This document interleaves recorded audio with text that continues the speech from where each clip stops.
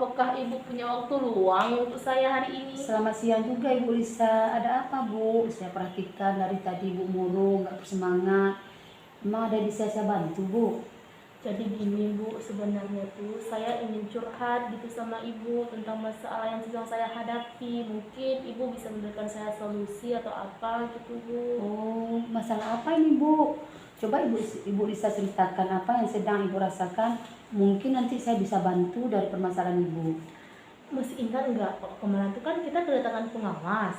Oh, yang kemarin tuh ya? Iya, Ya, jadi masih ingat. di saat pengawas itu melakukan supervisi dalam kelas, saya Hmm. mendapat teguran dari pengawas Bu. Loh, kok bisa Bu? Lalu apa yang membuat pengawas itu menegur Ibu pada sewaktu supervisi di dalam kelasnya? Kalau menurut saya nih Bu, masalah itu tidak terlalu serius. Ya sih nggak serius, tapi kok bisa Ibu ditegur oleh pengawas? Pengawas itu mengkritik saya tentang proses belajar mengajar Bu. Oh, proses belajar mengajar Ibu Lisa. Maksudnya Ibu Lisa tidak menggunakan atau tidak mengelola kelas dengan baik atau tidak menggunakan media-media pembelajaran sehingga sampai pengawas mengkritik Ibu Lisa. Jadi begini, beliau itu merasa keberatan ya, merasa keberatan dengan cara saya mengajar Bu. Saya kan mengajarnya tidak menggunakan buku teks. Oh, begitu. Lalu bagaimana tanggapan Ibu Lisa sewaktu pengawas itu menegur? Saya menyampaikan kepada beliau kalau selama ini saya mengajarnya tanpa buku teks, tapi saya menggunakan berbagai sumber seperti buku referensi ada di perpustakaan. Yang penting kan mengacu pada kurikulum Bu.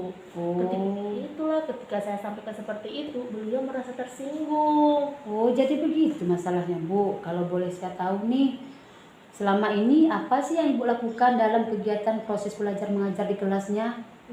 Seperti yang saya ceritakan tadi kan, saya menggunakan berbagai sumber, saya menggunakan buku-buku ada di perpustakaan, dan saya juga mengajak siswa menonton video-video yang interaktif dan menyenangkan. Terus alasan Ibu nggak pakai buku teks sebagai sumber belajar utama, kenapa?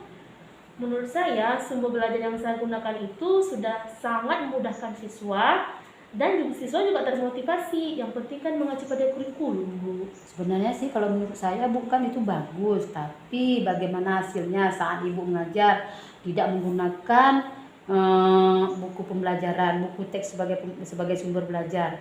Ibu yang kita ketahui setiap murid itu memiliki karakter yang berbeda, kemudian gaya belajar mereka kan juga berbeda Bu. Ya juga sih Bu, ada benernya juga bilang seperti itu.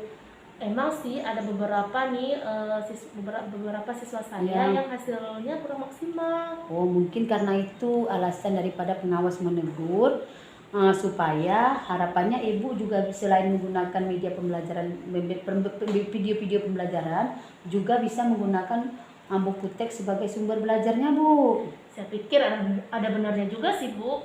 Nah, setelah Ibu bercerita nih, sekarang bagaimana perasaannya? Setelah saya bercerita nih terus terang ya, sekarang sudah agak sedikit lega ya. Tapi beberapa hari yang lalu tuh Bu, saya tuh merasa resah, tidak nyaman, sampai pekerjaan rumah saya pun banyak terbengkalai. Lalu apa yang membuat Ibu Lisa tidak nyaman? Sebetulnya yang buat saya resah itu tidak nyaman karena pengawas menyampaikan hal tersebut langsung kepada kepala sekolah. Jadi kan saya khawatir, takutnya saya nanti dipanggil atau gimana gitu Bu. Oh, jika saya simpulkan begini nih, kalau yang membuat Ibu Lisa itu merasa tidak nyamannya bukan karena supervisi, tetapi karena teguran daripada pengawas. Kemudian Ibu takutnya nanti pengawas melaporkan ke kepala sekolah. Kemudian pada saat pengawas itu memberi teguran, mungkin Ibu Lisa juga memberikan argumen, sehingga inilah yang jadi masalahnya, membuat pengawas tersinggung. Iya ya Bu, kira-kira saya ditegur nggak ya sama kepala sekolah? Kalau menurut saya sih Bu begini aja ya, Ibu untuk masalah ini Ibu Lisa melakukan refleksi dan mempersiapkan diri. Nah, nanti jika dipanggil oleh kepala sekolah, mungkin Ibu bisa memberikan tanggapan-tanggapan yang positifnya. Mudah-mudahan ya Bu. Ya, lalu apa sih rencana yang kedepannya yang akan Ibu lakukan? Yang pertama sih saya berniat nih menemui kepala sekolah, saya menceritakan hal yang saya masalah saya, mungkin dari beliau nanti ada solusinya. Ya, ya langkah yang ibu ambil itu sudah tepat. Saya setuju dengan ibu. Tapi tidak sama kepala sekolah aja sih Bu, saya juga berinisiatif ingin menemui pengawasnya gitu, dan saya langsung meminta maaf kepada pengawas. Kemudian terkait proses pembelajaran kedepannya saya juga akan menggunakan buku teks, dan kemudian saya juga kayaknya meminta saran deh sama pengawas bagaimana cara mengajar dengan baik. Syukurlah kalau Ibu Lisa sudah merasa lega. Lalu apa sih lalu dari apa yang sudah Ibu rencanakan tadi? Komitmen apa yang bisa Ibu Lisa lakukan untuk menjalankan rencana Ibu tersebut?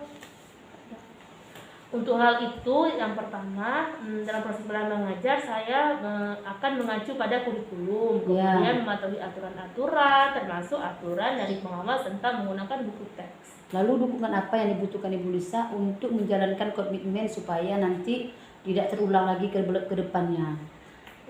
Itu juga sih masih dalam pikiran saya, Bu. Mungkin saya akan mencoba berkomunikasi dengan teman-teman guru serumpun dengan mata pelajaran saya. Jadi kami bisa saling mengingatkan. Mantapnya idenya. Ide bagus sekali Ibu. Semoga dapat terselesaikan dan Ibu Lisa dapat bekerja dengan suasana hati yang tenang, aman dan dan nyaman.